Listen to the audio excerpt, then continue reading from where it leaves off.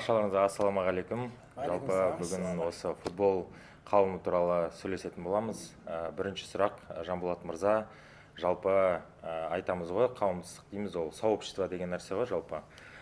Сол футболдың сообществосы қалай туындады, жалпы негізінде не жатыр, қандай идея жатыр, сонымен бөлісіп айта кетсеңіз. Бізде компания MB'де мынау мужской части, женский части деген жоқ. Компания MBO бастан өзі 59 жылдан бері семейный параларға, жалғызлықты болса да, жалпы адамға ең ыңғайлы компания. Сол үшін жасалғанда, бұның товарды, өнімі де бәрі жақсы. Алғашқыда біз компанияға кірген кезде біз бір нәрсені жақсы түсіндік. Мынау ер адамдар бизнеске тартылады. Ер адамдар бизнес жасайды. Біз әйелдерден кем жасамаймыз бизнесті. Кей жерлерде, наоборот, біз артықтауды жасап кетеміз. Бірақ футболдың идеясы кірді. Жалпы негізі әлемдік деңгейде болып атқан чемпионаттары болып атады, олимпиадалық ойындары болып атады. Бізде де еркектің бір арманы ғой, мойнына бір медаль тақсам деген, еркектің бір арманы, бір чемпион болсам, ұлтымның гимні ойнаса, көк байрағымызды көтерсе, қырғыз елі қызыл желектерін көтерсе деген әр ұлттың өзінің бір арманы болады. Міне біз осы отырған судьялар, осы отырған футболға қатысып жүрген футболистер, біз сол арманымызға жете алмаған прошлый біз спортсмендеріміз бәріміз. Біріміз боксерміз, біріміз борецпіз, біріміз легкий атлетикаға қатыстық дегендей. Сол бізде как раз осы еңбекке келген кезде ер адамдардың басын топтап бір алғашқы чемпионат футболдан өткізейік деген бір ой келді. Бұл ой ертеден келген нәрсе. Сол біз ойды, сол футболды бастадық. Негізді жалпы дарын мен футболист емес, мен боксермын. Бірақ футболға қалай келген себебім, мына еңбекті бір нәрсемен қызықтыру керек. Себебі қарашы, Жапонияда, Кореяда, Қытайда, анау Бразилияда, анау Аргентинада, анау Америкада да еңбектің өздері балалары, мына бизнесте жүрген партнерлердің бәрі әйтеуір бірдің ұйымдастырып атады. Әйтеуір бірдің, біреулер баскетбол ұйымдастырып атады, біреулер волейбол ұйымдастырып атады, бір жерлерде жаңағы легкий атлетикадан секіру, жүгіру ұйымдастырып атады. Біз сол Центральный азиатский рынокта біз алғашқы осы футбол ойынын бастадық. Футбол ойынын бастадық. Сол футболдың ең алғашқы кездерінде қазір сол роликтерімізге қарасақ өзіміз де күлеміз. Қалай доп тепкенімізді қалай. Зато бір 2 жылдың ішінде бәрінде үйреніп алдық. Мына қарашы, біздің бизнесте командаменен жұмыс істеу керек. Командаменен жұмыс істеген адамдар, олар всегда бір результатқа жетеді. Ал енді одиночный жұмыс істеген, ол одиночный торговля ғой, кәдімгі білесіз. Сол командаменен елді ұйымдастыру үшін, сол командаға үйрету үшін біз әр изумрудтар, әр бриллианттар өзінің футбольный командаларын құрды. Ол футбольный командада поледа ойнайтын 11 адам емес, ол жерде 40, 50, 60 еркек ойнайды. Соның көбісі жаңағы отборочный өздерінен өтіп келгендері жаңағыдай финалдық ойындарға қатысады, өтпегендері жай болельщик болып, болмаса жаңағыдай сол футболдың айналасында жүретіндер бар. Енді өшеде мынандай бір нәрсе бар. Мұна бізде чейли лидер деген болады. Оған именно футбол ойнаған жігіттердің әйелдері өкпелетпеу үшін біз чейлидер тасылар ұйымдастырғанбыз. Олар әрқайсысы придумать етеді, өздерінің киімдерін, әдемі гүлденіп, әдемі болып келеді. Сонда біз жалғыз ана көгалға шығып, доп теуіп теп шаппаймыз. Біздің келіншектеріміз соны билеп атады. Оны Бекмусаева Марал ханым соның бәрін ұйымдастырып, өзі бриллианттар бар, бәрі соны ұйымдастырып жүреді. Идеяның басы қайдан келді бізге? Чтобы командный дух деген болады. Мына команданы біріктіру үшін. Команданы біріктірген біз еркектер ғана бұны бірігіп, өзіміз футбол ойнап атқан жоқпыз. Бағанағы чейлидер әйелдеріміз бар. Олар да команда бірігіп, мына негізгі мақсат басында сол команда біріктіру тұғын. Құдайға шүкір, бүгін нәтижесі жаман емес, қанша изумрудтар бар. Қазір 100-ге жуық алға дайматта изумрудтар бар. 35-тен аса семейный паралар уже бриллиантқа жетті. Алғашқы двойной бриллиантқа жетіп атыр. Қызырбек Белі Бағжандар бар. Біз мысал үшін корона основательдігін уровенде неше жылдан бері қайталап келе жатырық. Былай қарасаңыз, сол именно футболдың нәтижесі өте керемет.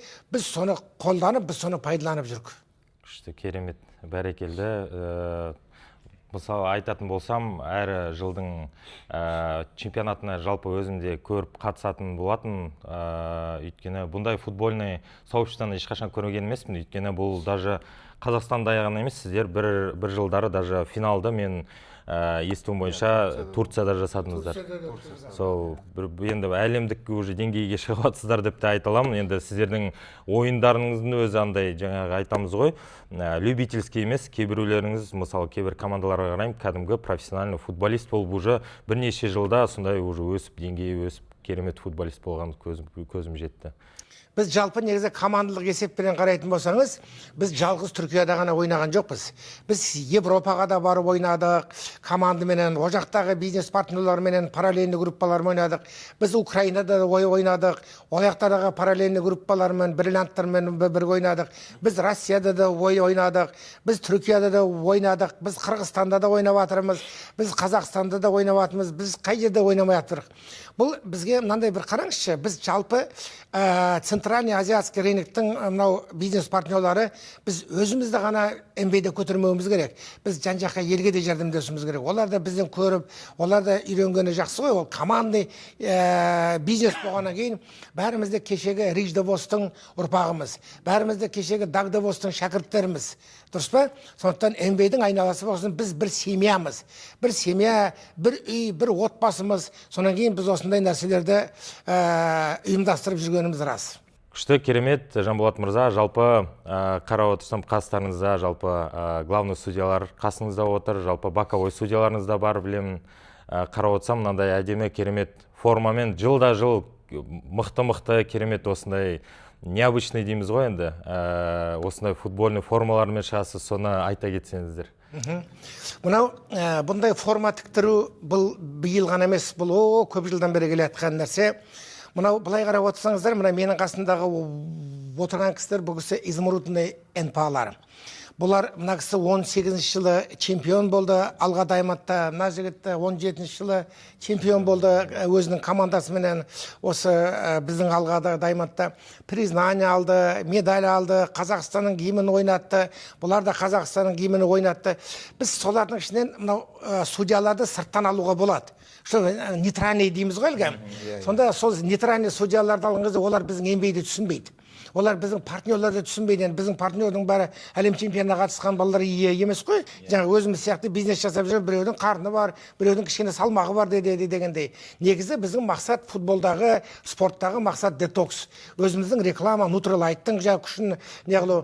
Сол капитан командалардың ішінен осы кісілерді біз таңдап алып, өзіміз судьяларды өзіміздің ішімізден болды. Бізде боковой судьялар ауысып тұрады. Бізде жыл сайын чемпионатта ауыстырамыз боковой судьяларды. Оған қыздар да қатысады, бізде боковой судьяларды, семейный паралар жастар қатысады. Біз үшеуміз осы, біз центральный үшеуміз кезек-кезек полияға шығатын судьяларымыз. Енді өшеде бір қызық нәрсе бар. Кейде бізге кейде сұрақ қояды. Неге сіздер мына МБА деген жазуменен мынандай Алға Дайматтың осы жаңағы әлгі футболкаларын тіккіздіңіздер деген. Себебі қараңызшы, бізде Америкада партнерларымыз бар, Кореяда партнерларымыз бар, Японияда, Қытайда бар партнерларымыз. Бізге соларға біз жібереміз. Жібереді, спонсорлары жібереді, өздерінің осы жақтағы партнерлар международный бизнестерге жібереді. Сонда солар өзінің елінде бізді көрсетеді. Сонда бәрі бізге қызығады, мынандай өздері осындай форма тіккізіп, мынандай МБА деген жазуменен. Бұл нәрсені екі нәрседен дәлелдейміз. Себебі біз МБА компаниясының біз нағыз патриоттарымыз. Біз МБА компаниясына былайша айтқанда 100% предан адамдарымыз. Себебі біздің бүгінгі бақытты өміріміз тек қана МБА арқылы болып атқаннан кейін. Мына МБА-ді жазатынбыз сол. Ал енді Алға Даймат бұл бізге білім беріп атқан компания. Біз осы компанияның арқасында шын айтайық, Дарын мырза, біз кітап оқуды үйрендік. Дискі тыңдауды үйрендік. Адамменен дұрыс сөйлеуді, семьяда отбасымызбенен дұрыс сөйлеуді үйрендік. Мына өзіміздің әйелімізге, бала шағаларымызға дұрыс бір-бірімізге сіз деп сөйлеуді үйрендік. Алғашқы кезде біздің келіншектеріміз қорқады, мына сіз деп сөйлеген кезде селге тағылатын. Мыналарың не деп, кейін құлақтары үйренді. Сондықтан қараңызшы, жалғыз футбол біздің бұл мәдениеттің бір жалпы алған кезде бір ақ жолына салып келе жатқан нәрсе. Сондықтан мен өзіміз формамыз тігіп, өзіміз формаларымызбен қатысатынбыз сол. Біз жыл сайын форманы ауыстырып тұр. Келесі жолы шақырсаңыздар, біз басқа формамен келеміз. Теперь, наверное, самый главный вопрос главным судьям. Рядом со мной сидят главные судьи, как уже Жанболат мырза уже представил. Хотелось в целом спросить, Марат мырза, в целом у вас Что значит быть для вас частью вот этого большого сообщества Алга Даймонд, футбольного сообщества? Бывшим я полковник МВД, более 30 лет я проработал в органах. И последняя моя должность была это командир полка дорожно-патрульной полиции именно в городе Астане. На сегодняшний день уже более 10 лет мы с семьей находимся только в системе Алга Даймонд, компании МВ. И благодаря вот спорту, благодаря сообществу именно в системе Алга Даймонд, футбольному сообществу, благодаря Жамбулат Мырза, мы сегодня находимся как бы вот главными судьями данного сообщества. Да? Для меня это очень как бы очень трогательно, конечно. Сегодня даже здесь участвовать, это для меня большое такое событие. Поэтому Жамбулат Мырза, система Алга Даймонд, компания МВ, хочется выразить большую благодарность. В данном сообществе объединение людей, да, вот я вот, например, бывший полковник, я как бы футбол, но я играл, но такого прям профессионального или там сильно любительского такого не было. Но когда ты видишь, где есть успешные люди, они как бы собираются в какое-то сообщество, что-то делают, да, интересно проводят время, все это меня как бы с первых дней это заинтересовало. Потому что вот как мы начали играть, 2017 год, и в 2018 году я как бы из своей команды собрал как бы людей, новых людей подтянули, там людей поиграли, и вот мы стали чемпионами системы Алга Даймонд. Это было очень важно, да. И вот отсюда пошло уже как бы мое участие моих партнеров, да, именно в этом сообществе. Приходят новые люди, они даже и не умеют играть в футбол, но они хотят быть там. Вот это вот тоже важно, да? Они как бы хотят быть в этом, участвовать в этом. Каждый год проводится чемпионат, вот система Алга Даймонд, и они проводятся в разных городах же, вот, мы знаем, и в Алмате, вот в этом году будет, в Таразе будет, да? Проводится, вот было в Турции. Это для новеньких людей, это как бы такое сообщество, которое дает позитив, которое дает именно, как я не знаю, вот выражается там характер, выражается вот самооценка, мощно растет там. Вот это вот очень важно. И вот я хотел еще добавить то, что Жамбулат Ага сказал, именно про чирлидершев. Да? В этих группах чирлидершев еще участвуют наши дети. Это вот тоже очень важно. Да, вот наши дети участвуют, когда смотришь, какая-то вот команда выставляет чирлидершев, и там дети. Это же будущее, правильно же, да? Это говорит о том, что завтра данное сообщество будет дальше двигаться. Будем мы или нет, но оно будет дальше идти. Вот это тоже очень важно. Поэтому, когда мы подтягиваем сюда, зовем больше молодых людей, это мы думаем, скорее всего, о будущем. Да? Те люди, которые вот на сегодняшний день в поиске, да, вот есть же много людей, кто в поиске, там, найти какое-то сообщество, хотят там, на волейбол пойти, в футбол, еще куда-то. И вот в этом плане мы тоже сейчас большую работу проводим, в плане того, чтобы именно мы показываем вот свое через Инстаграм, соцсети, свои тренировки мы проводим. Вот это все мы все им говорим, показываем, чтобы люди к нам больше потягивали, потому что данное сообщество это очень как бы ну, великолепно, можно сказать, да? Жалпы, Марат Мырза, хотел у вас спросить тоже по поводу, вот у вас такая должность была все-таки как полковник, но действительно, многие наверняка думают, да, то, что в компании МВ там приходят там, люди только, которые ну, не работают в государственных органах, учитывая все-таки ваш статус. Ну, так вкратце, если довольны вы ли сегодняшним, то, что вы приняли такое решение, и что вы могли, допустим, тем госработникам, не знаю, те, кто в государственных работах, преподавателям, Министерством внутренних дел, как вы, может быть, вашим коллегам, да, которые хотели бы тоже поучаствовать в этом сообществе, может быть, не сразу увольняться, хотя бы почувствовать вот это вот целое сообщество Алга Даймонд, что бы вы порекомендовали, вот вкратце, если расскажете, было бы хорошо. Я сам, когда пришел в компанию МВ, первой пришла моя супруга Жанна, конечно, но я принял быстрое решение. Съездив на один семинар в город Новосибирск в то время, я принял вот как бы быстрое решение. В течение месяца я уже был, так сказать, в строю вместе с Жамбулат Ага и со своими партнерами, да. И сегодня, как вот вы говорите, вот есть очень много сотрудников МВД, которые выходят на пенсию, сейчас собираются мои как бы коллеги, которые вместе со мной работали, мои бывшие подчиненные. На сегодняшний день их очень много. Но в этом плане работа так как бы с моей стороны, со стороны наших партнеров, мы проводим, активно эту работу проводим. То есть мы показываем экономический расклад, показываем товар, покажем как бы, ну, будущее МВ, да, что она дает, как она работает. И на сегодняшний день есть очень много результатов, как бы люди, не зная, что такое компания МВ, или зная, что такое компания МВ, но изнутри его не зная, как бы принимали неправильное решение. А на сегодняшний день они как бы это все, когда им показываешь, есть прозрачность компании, то есть на сегодняшний день они как бы уже более поворачиваются к нам. То есть определенные результаты, то есть положительную сторону. Это да, хорошо. Все-таки вы рекомендуете сперва Я увидеть просто хочу немножко добавить. Вот то, что Марат Саматович, когда мы с самого начала мы футбол начали судить, у нас сейчас составы наших средних партнеров есть бывшие замминистров. Министров Да. нет, я не могу вам просто сказать, там, Акимы, президент у нас компания есть, нет. Бывшие замминистры есть, бывшие акимы района есть, бывшие замакимы есть, бывшие разные виды чиновники есть, бывшие полковники, военные полковники, МВД, разные люди, которые Да, да. вот в последние 10 лет вот с этого, благодаря этому футбола, благодаря нашим вот это спортивные мероприятия, уже много людей привыкает, приходит к нам в бизнесе. И из них уже успешные, которые двигаются. Есть изумруды, есть среди них, есть среди них уже платиновые основатели есть. Да. Так что у нас все великолепно идет. Отлично. И вот госработникам, наверное, құлақтарыңызға алтын сырға, те, кто как раз искал такое сообщество, как уже сказали здесь спикеры, надо просто прийти, наверное, почувствовать вот это ауру самого сообщества, наверное, потом уже вы сами примете решение. А у нас последний, еще один вопрос к нашему еще одному главному судье.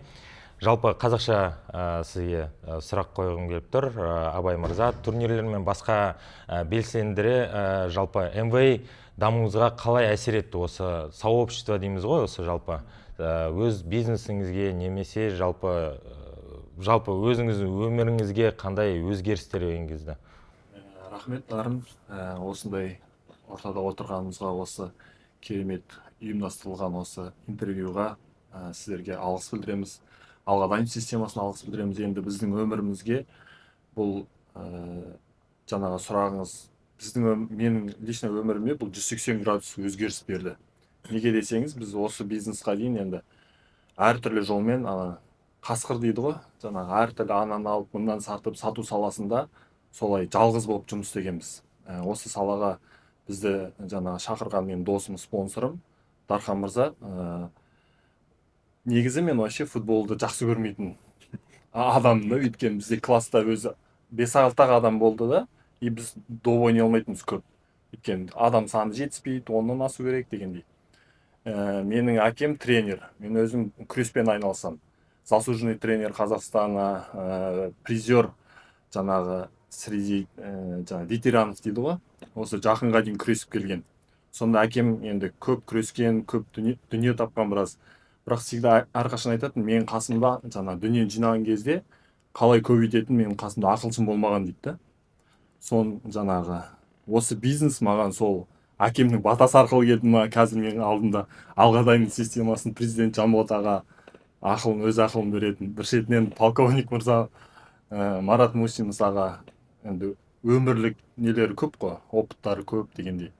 Жаңағы дисциплина деген нәрсе бар, спортта жаңағы спортпен айналысқан кезде жігерлік бар. Ең бастысы маған өте қатты осы Алғадайым компаниясының футболы десек бекен ортасы маған жаңағы командный жұмыс жаңағы өте керемет нәтиже беретін көрсетті да. Өйткені осы уақытқа дейін біз команда деген өмір болмаған.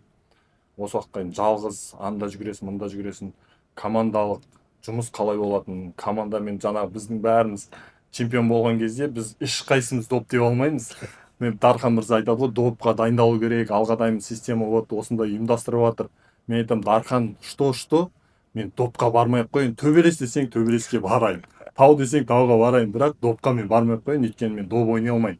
Мен доп тебе алмаймын даже деп сөйтіп қашатынбыз ғой.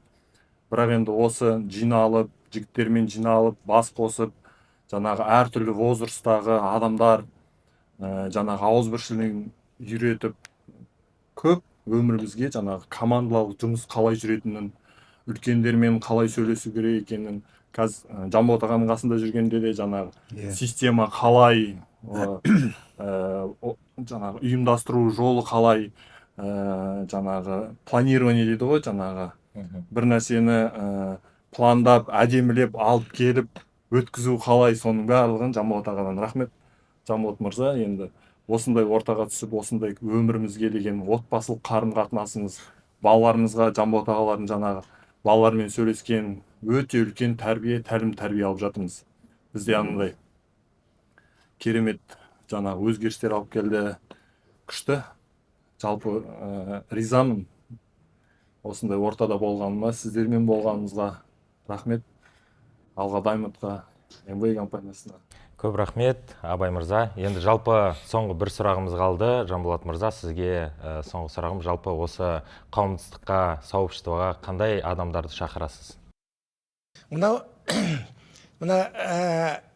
былай байқаңызшы, жалпы қалада жүрген, ауылды жерде жүрген кездерде негізі біз ойламайтын адамдар бар, олар тума дарын спортқа жақын адамдар.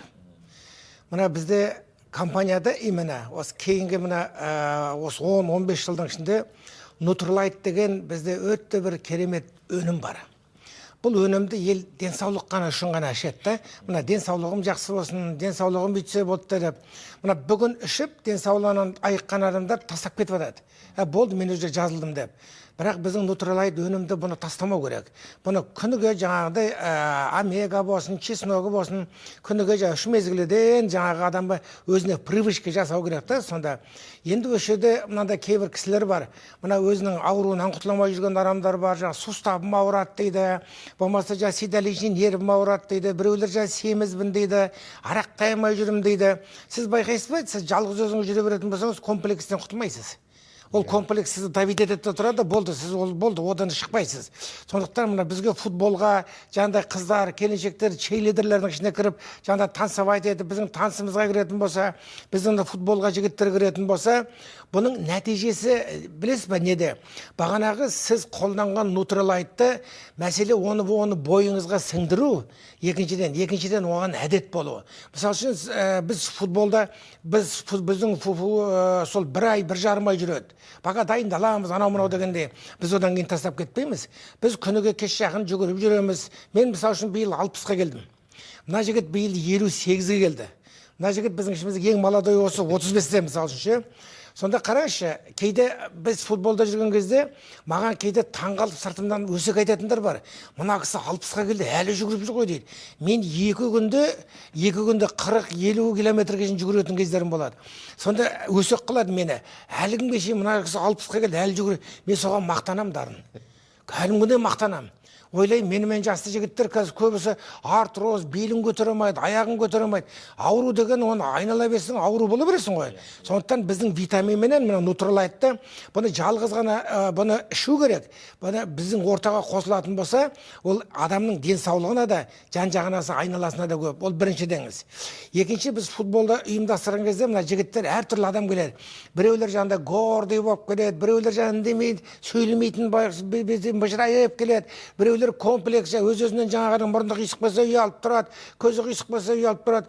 Мысалы үшін мен идеальный адам емеспін, менің тілім де сақау, расы керек, мұрным да сынған, кәдімгіше, мына беттен бет қамаған, өзі 8 рет сотрясение жинаған адаммын мен нокаутқа түсіп. Мына мен еш нәрседен арланбаймын, себебі менің қасымдағы осы МБА-де жүрген жігіттердің бәрі, мен ойлаймын, бәрі де мен сияқты. Көрдіңіз бе, мына комплекс деген нәрсе, одиночка деген нәрсе бар ғой. Үшінші, мынандай нәрсе бар. Бізде семьяда, отбасында мынандай күйеуі бір жерге барып футбол ойнап келейін десе, әйелі соны қарап тұрады, сен расынан барып футбол ойнап келдің ба, или саунаға барып келдің ба, или қайға барып келдің деп. Бұны енді бір түсінбейтін бір қызғаныштар, ревностьтер деп атамыз ғой. Біздің осы спорт, футболмен бағанағы чейледерді, ол екі адамның махаббатын жандандырады. Мысалы үшін мен өз әйеліме өзім күніге ғашық болып жүретін адаммын. Менің әйелімді суретке түсіріп жіберіңіздерші. Анандай фигура ешкімде жоқ. Ешкімде жоқ. Сол бағанағы футбол, бағанағы чейлидер, бағанағы Nutrilite витаминдердің арқасы. Дұрыс па? Енді осы жерде бір жалпыға қоятын сұрақ бар. Біз Nutrilite МБА-дің пайдаланған шайын біз жаман болдық па? Иә. Дұрыс па жігіттер? Ешкім де жаман болған жоқ. Наоборот, біз одан жақсы болдық. Мына біреулер мысалы үшін біздің сыртымыздан күлетіндер бар шығар. Ой, бұлар өзі тек қана еңбегін ғана мақтайды деп. Біз тек қана еңбекті ғана мақтаймыз. Себебі еңбектің арқасында мен қазір 210 мемлекетке барыппын. Еңбейдің арқасында менің осында керемет кадр Малайзиядамыз ғой, Малайзияда мен қазір президентский нөмірде жатырмын. Мені бұған ешкім жасаған жоқ. Менің туғаным жасаған жоқ, әкем жасаған жоқ, шешем жасаған. Осының бәрі еңбейдің арқасында. Сонда кешегі футбол, кешегі спорт, кешегі нутралайт, осының бәрінің арқасында айналып келген кезде керемет бай адамдардың қатарында жүрген адаммын. Біреу маған кезінде күлетін. Ай, ана Жанболат пен Маралды қара қайға кеттір деп. Қазір мен күлетін болдым. Ойбай, ана байқұстар әлі кедейшіліктен шыға алмай жүр деп жаныма жеткейді. Сондықтан барлық елге айтатыным, құрметті бизнес партнерлар, жай ғана еңбекмен араласып жүр екенмін демей, жай ғана нутралайт витамин ішіп жатырмын демей, бізге футболға келіңіздер, чейлидерлыққа келіңіздер. Бізбен бірге болатын болсаңыздар, біз жеткен дәрежеге командамен бірге сіздер де сондай жетесіздер. Көп рахмет Жанболат мырза, мынандай керемет осындай сұхбат болды. Құрметті достар, сізге шақырамын. Жалпы осындай керемет, сіз жаңа айтып жатқан кезде енді мурашки дейді ғой, денемде прям патриотически осындай керемет.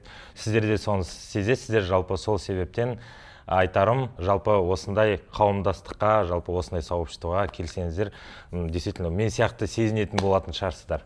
Сол көп рахмет.